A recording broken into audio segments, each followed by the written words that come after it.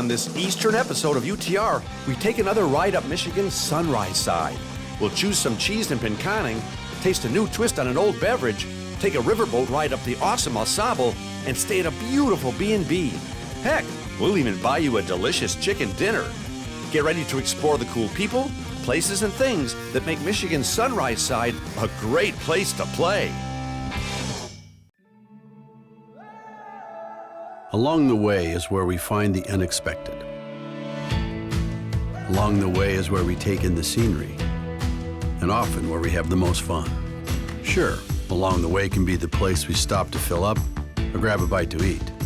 But in Michigan, along the way becomes the place we've been longing for. Because enjoying the journey is always pure Michigan. Your trip begins at Michigan.org.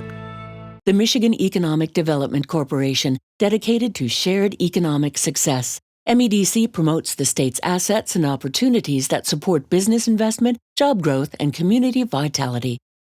There's something special about the pride, the skill, and the passion it takes to build something great. The Construction Association of Michigan, CAM, understands that passion and has been providing contractors with the resources they need since 1885.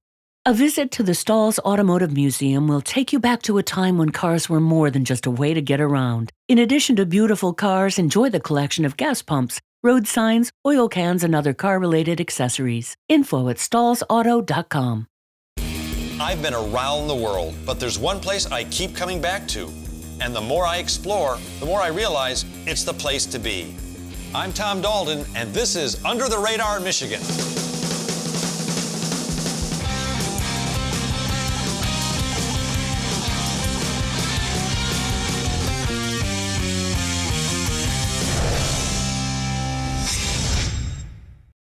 Now, if you're a morning person like me, you love the sunrise. And if you love Michigan, you know that the east side of the state gets light first, which comes in pretty handy when you get lost as much as I do.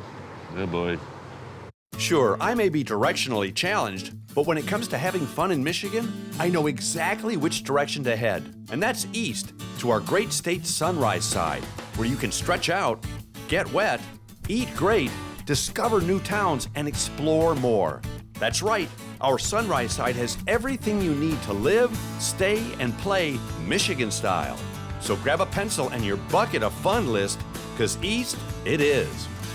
Michigan's Sunrise Side is located to the east, right on the beautiful shores of Lake Huron. Funny how that happens. Are you lactose tolerant like me? When people offer you cheese, do you say, yes, please? Well, good, because this first savory Sunrise Side segment is for you. Oh, and yes, my chapeau is made completely out of fromage. If you're a bona fide cheese lover and you live in Michigan, you eventually have to make the pilgrimage to Pinconning. It's been designated the cheese capital of our great state, and it's where you'll find the famous Pinconning Cheese Company, a place where they've been cutting this historic cheese for over 70 years. Brian Saha is the cheese master general who chose this curded concoction as a wonderful way of life. So when this place started, there was a dirt road out front. It's been that long? Yeah, basically, Pinconning cheese production started in 1915. Dan Horn came over from Wisconsin, started his formulation of cheese, which is a cross between, it's considered a Colby cheese, but back then they didn't have the refrigeration. They aged it in cold cellars, and that's where the aging of the Pinconning cheese and just a variation of the Colby came about, so it can be aged like a cheddar. So Pinconning is its own kind of cheese? It's correct. It's a stir-curd Colby, which is a little variation from a Colby. It has a creamy, buttery content to it, versus the cheddar is drier, pastier tasting, open texture. Very good to the palate, and it melts very well, too. In my refrigerator, when cheese gets old, you have to throw it away. But you can age, you have 16-year-old cheese? Yes. Well, is it the older the cheese gets, the sharper it gets? Correct. Yep, just like people, right? Yeah, good point. Yeah. Well, would you mind if I went behind the counter and cut some, as it were? Just gotta watch your hands. Oh, I don't want promise. to cut your hands. Gotcha. Well, as cheesy as I can be, this was my perfect opportunity. So Brian's son, Brett, boarded some cheese for me to choose. Now, I understand you're going to teach me how to cut the cheese. So go ahead. Well, I'd like to start with something mild, actually. Okay, we got our mild here. It's about a couple days old. Well, let me just cut something that we can both share. I don't want to waste any of this cheese because it's okay. That's a good start. Have you ever had this cheese before? Yes, all the You wanna try time. some? Sure. That's very good. That's a. It's like a cheddar or a Colby, only it's a Pinconning. Pinconning Colby, yep. That's a very good cheese. Okay. Okay, so that's the fresh one. Let me taste the one that's like, how old is the next one? Next one we got here is a 7-year super sharp. So 7 years. Okay. Yep. And I get to cut it, or you want to? You can cut it if you like. Well, show me the proper procedure because I'm just making this up as I go. Did you like the cheese tie your dad gave me? Yeah, it's stylish. It's very fitting. We can cut this afterwards. Go ahead. Okay. So this is 7-year-old cheese. Yep, we got about a half pound here. I can cut a little piece off for you. So I imagine this is a little sharp, has a little more character, flavor. It's got a little more kick to it, yep. There's that for you. That's a big piece. Here, I'll split that with you. Here, you take that. Oh, wow. It's got an earthy flavor. It's got, now that's really, really good. Yeah, yep. It's a little creamier. Now, the pièce de résistance, I want to taste the 16-year-old cheese. Okay. This crumbles really good, so actually got a piece that crumbled right off for you, so Oh, try okay. that. So this is really 16 years old. Yep. So I was like 26 when they made this, right? Yep, I was about 10 years old. That's extraordinary. For 16 years, that's been waiting for me to taste it. Yep. Wow, thank you for being so patient, Mr. Cheese. Let's face it, if you're a cheese lover, you'll want to promptly propel yourself to the Pinconning Cheese Company. And if you're not, well, again, I'm pretty cheesy, so you got that going for you. You know, I've always said there's only 2 kinds of wine in the world, the kind you like and the kind you don't like. But what if you don't like wine at all? Well, you're about to meet a guy who fixed that problem. Meet Tom Nixon at Modern Craft Wines. He's a biosystems engineer by trade who traded in his job to invent a collection of wines he'll actually quaff. Yes, Tom became a mad mixologist determined to make wines that are more mouth-friendly to the masses. And that brought me and the crew to his winery and tasting room in Au Gres to do, well, exactly that. Okay, first of all, what is a biosystems engineer? A biosystems engineer, okay. So it's part of biology, so you learn about cells and how cells work and chemistry and those types of things. And then so it's engineering, it's all the mechanical engineering things you get with engineering background, but they infuse all of the biological tissues and living things into all of that stuff. So you get that broad spectrum of biosystems. Well, that explains why you're good with making wine, because it's part chemistry, Yeah. part art, and mostly fun. Or more by accident even, right? Yeah. I mean, that was how we started. Well, speaking of getting started, how did a guy who doesn't like wine end up owning a winery and making wine? A beer. So the beer was always the passion, right? I'd get into the beer and you'd go to restaurants and that craft beer thing started to come up. And so I was making craft beer in the basement. And it eventually moved into the bathtub, and the wife got a little bit angry about the beer things in the bathtub, so she moved me outside and eventually into the garage. And then it's like, okay, so we start getting into thinking about opening a business. How do you get into beer? Beer was a difficult business to get into. All the microbreweries popping up and competition. And so we visited a couple wineries and said, okay, this wine thing looks like it could be easy to get into. The boutique wineries are a thing. But you don't like wine. Yeah, right. So we said if we're gonna do wine, we have to do wine that's different than everybody else. So we started very simplistic. We developed a fruit infusion process that took normal wines, red wines and white wines, and infused the fruit into it. And of course, that evolved over time into things like our wine blossom rosé. We're doing a pina colada wine today, so it's all about how you flavor it, what other ingredients you put into that to make this truly a different kind of wine. And so I guess that's just sort of like, hey, we got this wine thing. It looks like it's something that we could get into. Let's open the garage, right? So the bathtub got moved to the basement, got moved to the garage. The brewery turned into a winery. The brewery turned into a winery, yep, somewhere along the line there. And then we're like, well, we better just open the doors and start selling to people. So the first tasting room opened in November of 2011, and that's all she wrote. Now we have 6 tasting rooms across the state of Michigan, and we have more tasting rooms than any other winery in Michigan. How has the wine community, I don't want to say wine snobs, but the serious wine community, how have they embraced you? We don't pull any punches. We don't trick people to try to think that we're a traditional winery and that when you come here, you're gonna get the wine and swirl it up. We say it. Mix it up, guys. Come on and try something new. And you know, they're skeptical at first maybe, and then they come in here and they see what we're doing, and we're not trying to sell them something we're not. Try something new. Mix the red wine with the grapefruit. Put a little tonic in your grapefruit, and they go, oh, this is really cool concept. Oh, my daughter'd like that. It's almost like it's a modern crafted wine. Exactly. Tom is yet another example of a young person being creative and innovative right here in Michigan. And he's doing it with a liquid that's near and dear to my heart. So if you've yet to find the kind of wine you like, check out the selection at Modern Craft. I'm sure Tom is conjuring one up right now you'll absolutely love, because these are wines of a whole different kind. Let me ask you something. When was the last time you went on an authentic paddle wheel boat ride up the awesome AuSABLE in Oscoda? Well, as hard as that might be to say, it's something that's absolutely a ton of fun to do.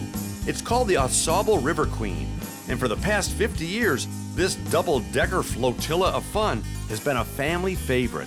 So the guys and I checked our land legs at the dock, climbed aboard, and we headed upriver for yet another UTR adventure. And to make sure we had all the fun afforded us, I checked in with Captain Roger Rice. So how'd you get to be a riverboat captain? Are you a real captain? I am. I actually have a certificate. Oh, yeah, look, they're all on the wall. Actually, my mother-in-law owned the boat, and I trained under licensed captain for years, and I fell into it. You love it? It's a lot better than the masonry I was doing before. Now, is this a real riverboat? Is this like modeled after the old Mississippi boats? Yep, actually, the man that built it, Howard Brubaker, he went to Mississippi and purchased some blueprints because there are so many stumps and trees in the river. He wanted something that wouldn't draft a lot, and it only drafts a foot of water. It's a true flat bottom. So only 1 foot in the water? Correct. That's amazing. And this boat's been in service how long? 53 years. Really? Safe passage, yep. I've been on a few of these boats they were called paddle wheel boats, but the paddle wheel was just decoration. This is a real paddle wheel boat. This is absolutely authentic, yep. If it breaks, you have to get in it and act like a gerbil. I do? Yeah, well. Somebody does, right? What do people tell you when they can ride when they're getting off? Love the ride, love the scenery, especially in the fall. Our fall is actually the busiest time of year. And you guys go up to Labor Day or past Labor Day? Oh, past Labor Day. We run through the 3rd week of October. So we're doing about how many knots? Right around 3.5. No, you never try and slalom the canoers, do you? Actually, no, because normally the canoers pass me. I don't suppose someone like me could actually steer the boat. Well, you'd have to wear the hat, Tom. Oh, you got the hat. You have to All wear right. the hat. All right. Yeah, you want me to be an American ship's captain or maybe French? Right? Am I really steering the boat? Yes, you are. Let me know when I do something right. Okay. Hey, look, everybody, I'm steering the boat. I'm gonna go now. Yeah, no, maybe you should take it over there, Captain Roger. There you go. Hey, Thanks. heck of a job. Thanks. Thanks, everybody. Yay! Oh, no, really, it was nothing. It was nothing. No, really. I know it really was nothing. Thank you. Thank you. Not only was Captain Roger awesome at nautical navigation, he was also great at informing and entertaining the ship's passengers. We had a great time laughing and learning all about this historic and majestic river. The good captain even let the kids don an official cap and take a turn at the ship's wheel. This was a special moment for all the little captains on board and made for some pretty cool and fun family photos. Captain Roger made sure every single kid got a chance to steer the mighty River Queen. Even a big kid or two. Oh, I had such a great time on the River Queen that I almost forgot to get off the boat. I'm not really sure why I was the only one who had to perform a muster drill. Maybe Captain Roger's seen our show. If you're in search of some sensational sunrise side floating family fun and you want to experience an authentic paddle wheel boat ride up the AuSABLE, I've said it before and I'll say it again. You're supposed to go to Oscoda. I just love saying that. Do you like to sleep in a bed and do you like breakfast? Well, I found a really cool place that combines both those things. Now, I know there's a name for places like that, but for the life of me, I can't think of what it is. Actually, Tom, they're called bed and breakfasts, and the one of which you so eloquently speak is the Huron House, and it offers both those things and a whole lot more. As the name suggests, it sits on the scenic shores of Lake Huron between Taos and Oscoda, and it's not just filled with doilies and fluffy pillows. This is a luxury B&B that's really more like a mini romantic resort, and it's got everything you need to feel like you've, well, arrived. Al Heminger is the hospitable host at the Huron House, and he made sure this special B&B was up for someone the likes of me. What inspired you to create this little slice of paradise? Well, you shouldn't even say little. This place is big. Well, I mean, just the fact that right here on Lake Huron and great beach, and we felt like this is something pretty unique in Michigan. What makes this bed and breakfast different from other ones? Well, I think we're a little different from the standpoint of most bed and breakfast, traditional B&Bs. You come to a room where there's a common table and you sit and eat breakfast with all the guests, and that, at least for my wife and I, was not our favorite part of a B&B experience. And most B&Bs are, old architecture, Victorians. That's not us. And just the fact that, like you said, you're right here on the lake and the beach is beautiful. I don't think Florida beaches have anything on this beach. We're pretty partial. We think this beach is pretty great, and we think it's one of the best beaches in Michigan for sure. And it's one of those places that a lot of people that have been born and raised in Michigan, they've never been here. We have guests that come and stay with us that they've been to Hawaii, they've been to Florida, and they're always blown away by the fact that you can walk out your room and in just a couple stops you're on the beach. And weren't you named one of the most romantic B&Bs? We had just recently, we had a media inquiry, and they named us one of the top 20 B&Bs in the country. So how they find little Oscoda and find us is pretty impressive. Well, we found you. Well, yeah. But yeah, this place, I can see why it's great for romance, because it's weird. It's right on the lake. There's cottages and there's homes right adjacent to you, but it still feels so private, like you're tucked into a little private cove here. Well, I mean, part of our focus is romantic getaways for couples. We want them to come and just be able to reconnect and relax. Totally an adult-only destination. Not that we don't like kids. I have 4 myself. Right, it's called us time. Not right. Us meaning you and me, but I mean, it's like it's time to get away with your significant other and just be you again. Absolutely, right. Absolutely. It's just so weird to sit here in Oscoda, Michigan, and this place has such a wonderful tropical feel. It's like you could be in an all-inclusive in Cancun or anywhere tropical. We like to think of ourselves as a destination without the plane ticket. Ooh, smart. That's nice. That's nice. So with all the guff, mishigas, and hubbub that surrounds your life today, I highly recommend a healthy hiatus at the Huron House. It's a luxury stay that's not too far away. And after all, you're worth it. Me, not so much. But you, absolutely.